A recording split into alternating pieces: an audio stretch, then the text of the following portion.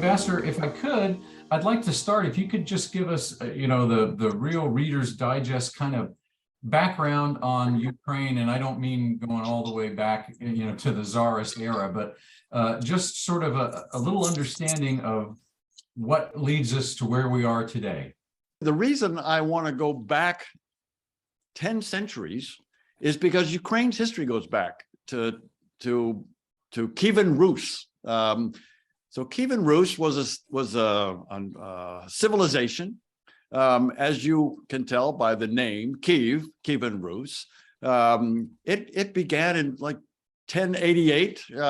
Actually, it began before that, but it was a civilization that was well established, that was sophisticated, so much so that the cathedral in downtown Kiev, many people, I hope some of the people on this call here today have been to Ukraine, have been to Kiev, and will remember St. Sophia's Cathedral right in the center of Kiev.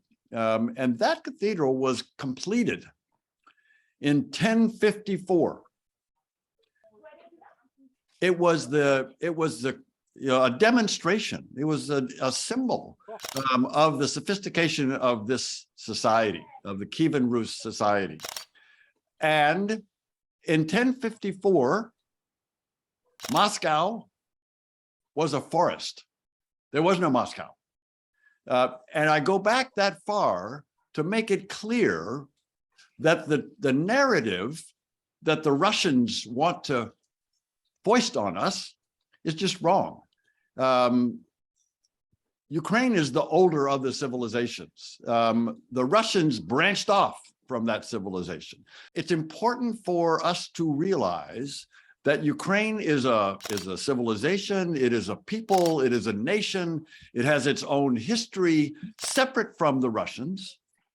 It has its own heroes separate from the Russians. It has its own language separate from Russia. It has its own feeling, its own national feeling. Ukraine is a proud people with a proud nation, and they are fighting just to exist. They are fighting for their own freedom, for their own nationality. They're fighting for their own land. And why are they fighting? Because the Russians invaded them. The Russians first invaded them in 2014. And the Russians invaded Crimea, southernmost part of Ukraine. And then they invaded Donbass. And in February of this year, they invaded all of Ukraine. Certainly, they hope to take all of Ukraine. And they have failed. The Russians have failed spectacularly to do exactly that. In 2008, Ukraine applied to join NATO. So did Georgia.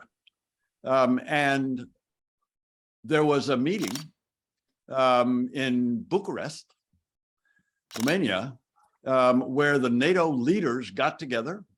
George W. Bush was the US president, got together with other NATO leaders, and they examined this request from Ukraine to join NATO. And the United States actually was pushing hard to say yes. So hard that George Bush, President Bush, had come to Kyiv. I was the ambassador at the time. He had come to Kyiv on the way to Bucharest. Why? Because he wanted to talk to the president of Ukraine. He wanted to talk to the prime minister. He wanted to talk to he wanted to talk to the civil society. He wanted to talk to the military. He wanted to get a sense of whether or not the Ukrainians really wanted to join NATO. Based on that conversation, he went on to Bucharest and made the case that Ukraine ought to be given the opportunity to join NATO in 2008, and the Germans and the French said no. And about 4 months later, the Russians invaded Georgia. And about 6 years later, the Russians invaded Ukraine. One of the counterfactuals is, had NATO said yes in 2008 to these two applications, would we be fighting right now? Would tens of thousands of Ukrainians be dying because of the Russian invasion? Would tens of thousands of Russian soldiers be dying because of that invasion? I believe the answer is no. Another element of this NATO question is the argument that some people raise, maybe some people on this call would want to make this argument, that by expanding NATO after the Soviet Union disappeared, that the Russians felt threatened. And therefore, this invasion of Ukraine is really our fault. It's really our fault. We expanded NATO and we threatened the Russians, and so it's really our fault. I totally dismiss this. I think this is wrong. My strong view is Russia would not invade any NATO member, and if Ukraine had been a member, we would not be seeing tens of thousands of Russians and Ukrainians, both military and civilian on the Ukrainian side, die. If the Russians attack a NATO member, then yes, NATO will be involved. But Mike, I think that's the only way that NATO's directly involved, that is militarily involved, that is with soldiers and airplanes and ships. The only way that that happens is if the Russians commit another horrendous blunder like they've already done by invading Ukraine. But if they make another mistake and invade a NATO member, then yes, there's no doubt that NATO will be involved, that we'll be involved. We play, NATO and the United States is part of NATO, we play an incredibly important role in this war by supporting the Ukrainians. The Ukrainians are in some real sense, and we can talk about this, are defending us. They are defending Europe from the Russians. The Ukrainians are defending the eastern border of NATO. And so our role is not a combat role, but it is definitely a support role. We want Ukraine to win. We want Ukraine to stop the Russian aggression, to stop the Russian expansion into a sovereign nation. We talked about how Ukraine's a sovereign nation, finally, for the last 30 years. And we want the Ukrainians to be able to win, and they are winning. It's NATO nations, the rest of the European Union. It's the East Asians, it's the Japanese, it's the South Koreans, it's the Australians, it's the New Zealanders. This coalition has done exactly what you say, Mike. It has recognized the threat that the Russian invasion of Ukraine poses to us all, to this order. We had this international order. We had some rules that bound nations to treat each other without invading each other. We had a liberal order. We had an international order, a rules-based order that said big nations don't invade little nations. That said nations are sovereign. Sovereignty means something in this order. It means boundaries are real. You don't violate boundaries. You don't invade your neighbor. But in 2014, and then again in big time in 2022, last February, the Russians tore up that order, which means that the international order that gave us the peace and prosperity that we've known since World War II, certainly no big wars in Europe because of this order, is in danger. Indeed, it is threatened by this Russian invasion. So yes, this is a long answer to your question. Yes, the Europeans understand it. The East Asians understand it. But we understand it. And so that's why we are supporting the Ukrainians so vigorously with the kinds of weapons and other financial support that we're providing. The peace that can result when you resolve conflict, in our view, needs to be a just peace. It needs to be a sustainable peace, a permanent peace, a peace that lasts at least for some period of time. And as we look for options for peace, we look for ways that are not immediately available. We look for things that may be in the future. It may be, and it brings up a very good question, Mike, and I will take the opportunity to talk a little bit about negotiations, which is on a lot of people's minds. So when we talk about this war, People say, well, why don't the Ukrainians just sit down and negotiate with the Russians and just compromise? People will ask, why don't the Ukrainians just compromise with the Russians? You know, give them some territory. Come on, the Ukrainians should just give up some of their sovereign territory. And the Ukrainians say, why should we reward the Russians for invading us by stopping right now, by agreeing to a ceasefire, which would be part of these negotiations? Why should we stop in place, giving the Russians some 15% of our territory, say the Ukrainians, rewarding the Russians for invading our country, for killing tens of thousands of our civilians, for perpetrating war crimes, atrocities, rapes, murders, executions, torture? Ukrainians can't understand the suggestion from people outside of Ukraine that they just negotiate, that they just compromise. And every time the Ukrainians go into areas where the Russians had occupied, they find atrocities. They find war crimes. They find mass graves. The Ukrainians are outraged. They are outraged at the Russians. If Mr. Putin thought that he was going to come in and take over the country and be welcomed in, he may have thought that. He may have thought that the Ukrainians were going to welcome him in to their country. What a surprise. What a mistake. What a blunder. Ukrainians are suffering and they are angry. And they're angry at the Russians and they're angry at Putin. And they do not want to compromise with him. It's going to end when the Ukrainians are ready to talk to the Russians, and they'll be ready. They've said when they're going to be ready to talk to the Russians. It's when the Russians get out of their country. Accountability for this money. And you're right. It's a large amount. It's an incredibly large amount of money that the United States and the rest of NATO and the rest of the Western nations, democracies, are providing to the Ukrainians. It's a large amount of money, and it needs to be accounted for. It needs to be monitored, and no one wants to see it monitored. No one wants to have it be accounted for more than the Ukrainians.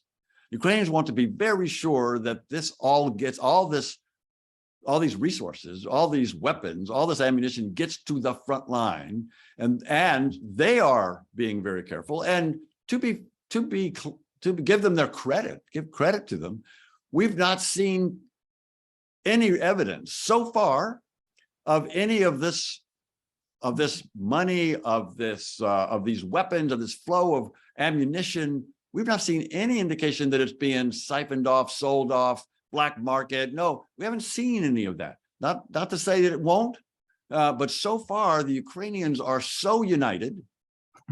They are so determined to beat the Russians, to win the war with the Russians. They're so determined that they are not allowing any of that to be diverted. That said, the U.S. Congress has a perfectly legitimate right, duty, responsibility to be sure they know where this is all going. And they're setting up, and the administration is setting up, and the Ukrainians are setting up mechanisms to account for all this. There have been mechanisms in place up to now, of course, but they're expanding those, as they should. The Ukrainians know that the perception of corruption in their country is a problem for them. One of the reasons the perception of corruption in Ukraine is so widespread is because the Ukrainian journalists, the Ukrainian media are able to go into and ferret out corruption in ways that, in ways that no other nation can do. The reason I say that is because the Ukrainians have passed legislation, put in place a disclosure law.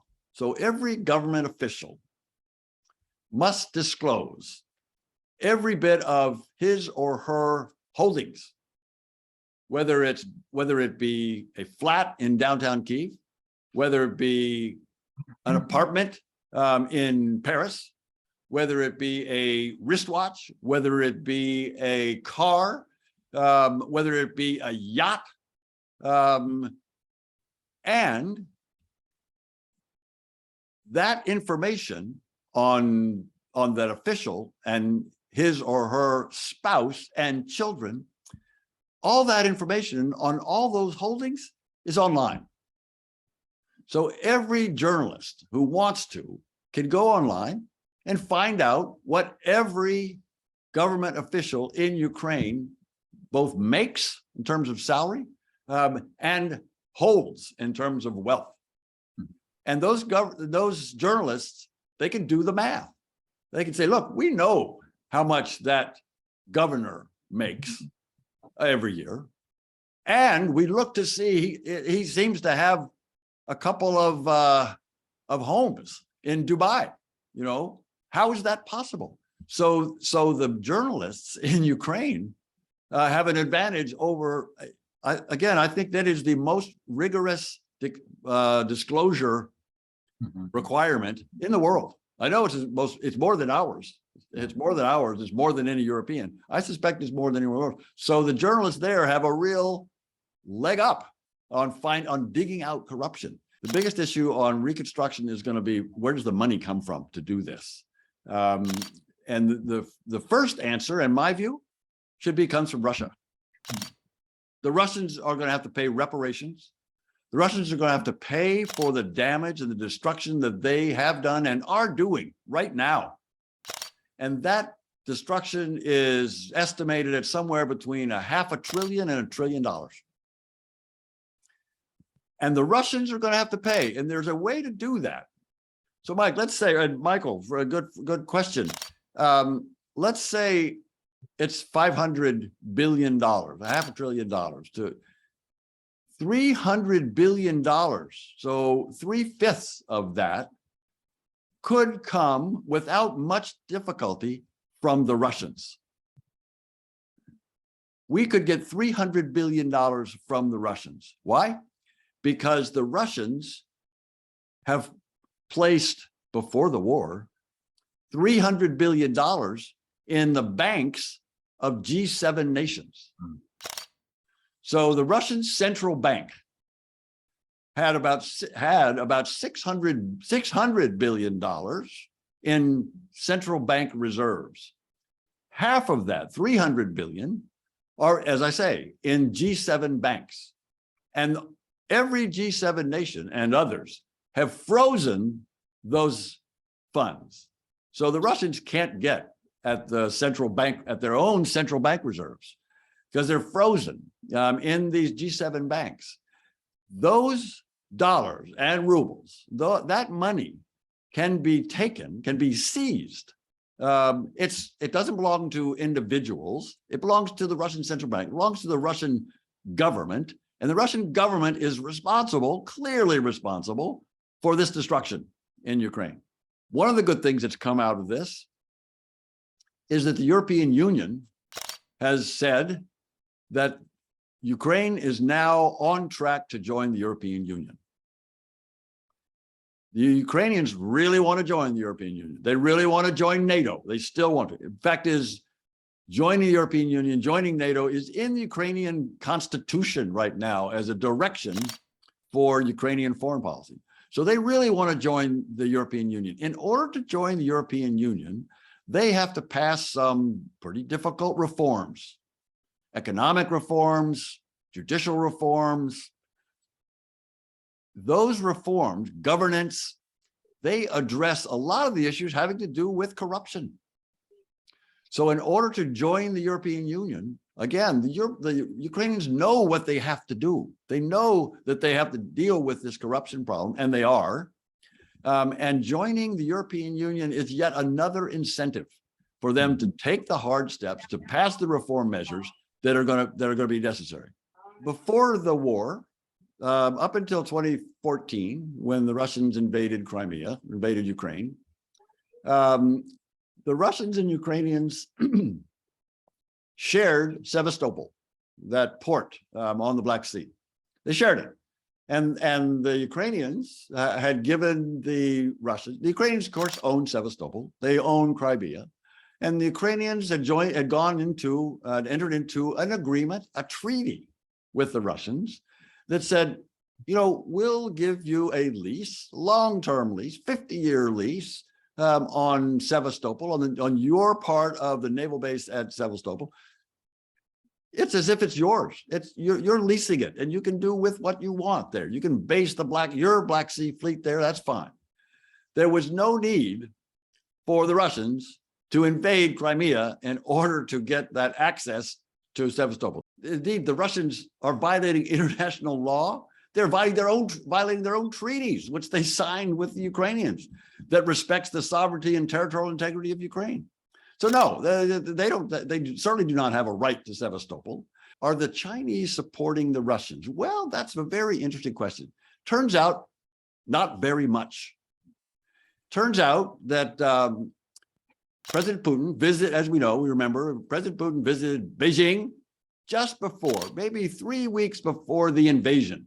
So in January of this year, 2022, Putin visits President Xi in Beijing, and Putin and Xi have this conversation. Indeed, they issue this 5,000-word joint statement that doesn't talk about an alliance. It's not an alliance, but it talks about the partnership, and it's famous now because they say there's no limits to our partnership. Well, it turns out there are limits. So 3 weeks after they signed that document, the Russians invade Ukraine. Now, China, not happy about that. China actually does respect the sovereignty of other nations. China actually does respect the territorial integrity. Now, they have an interesting definition of sovereignty of China and territorial integrity, which includes Taiwan. We don't agree with that, but nonetheless, they respect the sovereignty of nations, they say, and they were not happy. The Chinese were not happy with this invasion. It's not even clear how much President Putin told President Xi about his war plans in that visit to Beijing. Russians would like to have two kinds of support from the Chinese, and they're getting neither. One support is for weapons. The Russians are hurting for weapons, and they would like to get weapons from the Chinese, and the Chinese have said no. So the Russians have had to go to places like North Korea and Iran because they're blocked out. The Russians are blocked out by sanctions from the international community, from the West, but they're also being refused by the Chinese. Chinese are not selling them. The Chinese are not willing. This is the second thing that the Russians want from the Chinese is Russians want the Chinese to help them evade the Western sanctions. The Russians can't buy weapons. They can't buy electronic components from the West, which means they can't repair and replace the missiles and the bombs, the smart bombs, the precision guided munitions that they're using to attack the Ukrainian infrastructure, the civilians. The Russians can't replace those. Why? Because the sanctions prohibit anyone from selling to the Russians, and the Chinese will not help the Russians evade those sanctions. The Chinese are not helping all that much. The Chinese are buying oil at discounted prices from the Russians. He's been trying to come up with a justification for why he's invaded the country. He first tried to get the Ukrainians to bite. Putin tried to provoke the Ukrainians into attacking. You remember these false flag questions, these false flag operations that the Russians were going to try to get the Ukrainians to actually begin this war. Well, they didn't. The U.S. did some smart things there. They exposed these false flag operations that the Russians were going to try to get the Ukrainians to bite, and they didn't. So the Ukrainians didn't give Putin the justification that he was looking for. So he had to think of something else. So he said, oh, actually, there are Nazis that are running Ukraine. There are Nazis down there turns out that the president of Ukraine is a Jew. So he had a hard time making that case. No one else in the world has any sense that there are Nazis running the country. Then he said, "Oh, actually, we're worried that the Ukrainians were going to attack us. Maybe NATO was going to come into Ukraine, and NATO and Ukraine were going to attack Russia." No one believes that. He's got a very hard job. So he's come up with all these different stories. And his problem is he can't tell his Russian soldiers why they're there. So the Russian soldiers would like to have the answer to Randy's question. Why are we here, boss? They don't know. And so they are deserting.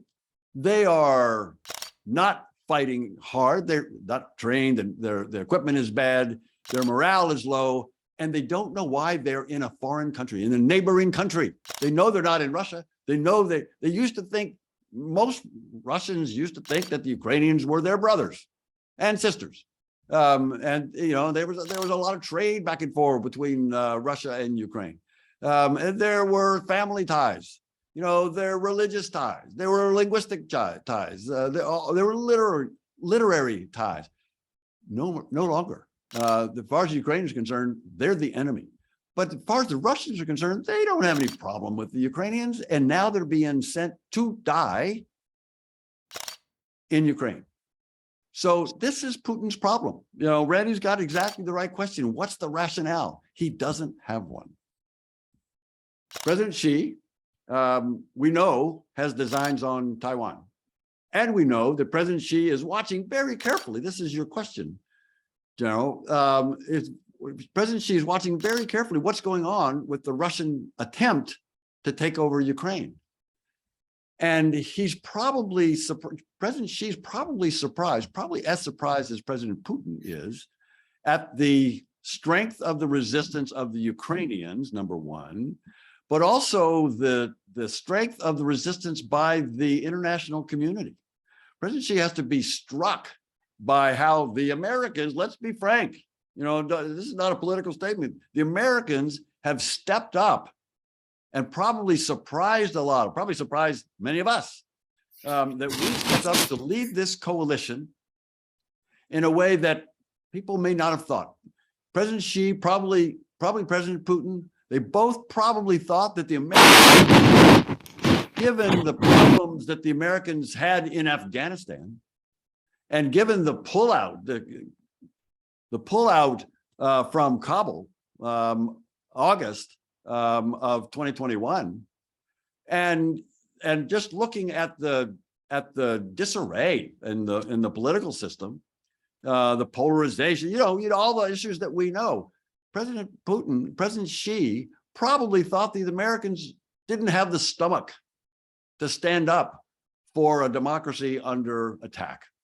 And it turns out they were wrong. It turns out that the Americans and the Europeans following the Americans and the Japanese and the South Koreans and the Australians, that the international community, the Western nations, the democratic nations, bound together to defend, to help the Ukrainians defend a democratic country.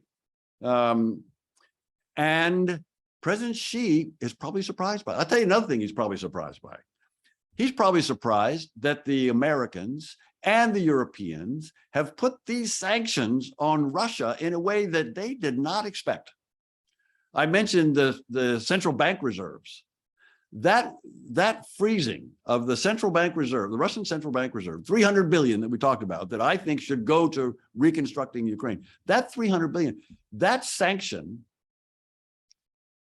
had never been done against any other nation in the world.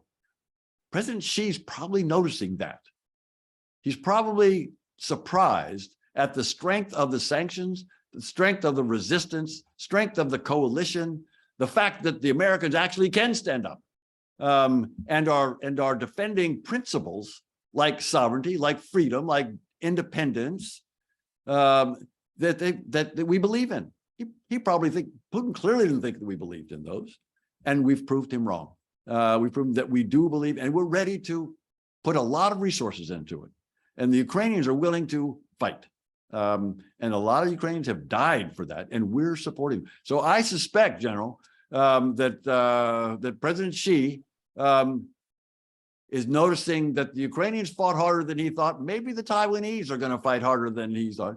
And he's probably noticing another thing, that the Russians, their military turned out to be a lot less powerful, intimidating than people thought. And President Xi is probably going to do some checking to see if the Chinese military is as good as he thinks it is. All to say that I think this is a strong lesson for President Xi as he observes the problems that President Putin has. President Putin would probably not like to be, he would probably wish he never made this mistake. So President Xi is probably learning that lesson. Future prospects for U.S.-Russia relations, good or worse? Terrible, terrible. Okay. Second question, European security in the aftermath of the war, less secure or more secure? Much more secure. Just look at NATO. Just look at NATO. It's going to be expanded by 2 very strong countries. So much better. Okay. NATO in the wake of this war, stronger or weaker with a codicil, will we go back to the Cold War stance with Russia? So the answer to your first question is much stronger. NATO much stronger. And the answer to the second question, Cold War, it has baggage. Going back to your first yes or no question, or one of the questions, it's going to be terrible. We are going to try to contain and deter the Russians. Now that we had some of that in the Soviet times, in the Cold War with the Soviets, but the Russians have now isolated themselves. They are now a pariah nation, and until they come out of that, then that is going to define the U.S.-Russia relations.